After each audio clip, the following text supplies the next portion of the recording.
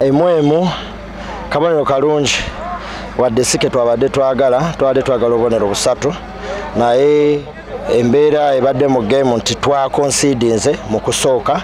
netumala netwetereza netukonvatinga kwawe ekyo tukitwala nti kyamaanyi mu game twali tusamba team eri organized eri improved mu dakiika ddala esooka 5 oza dakiika badde nga yakusatu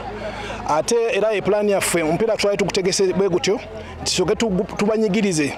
tubanyige tubapressing nga bali waabwe basuule bakole mistakes tubabonereze era ndowooza mu kirabe tukikoze bulungi nnyo ne tumala ntufuna n'emikisa nga tumaze okuteeba gole yasoose oba oli awo omuntu yandibadde alowooza omupiira twandibadde tugusse mu dakiika ezo nga guli golo 3-0 gwandibadde guwummula naye kyamukisa mubi nti abavubuka tebasobodde kukozesa mukisa ogwo gwa kuteeba gole ezo era ne tugenda mu second half nga tuli gole 1-0.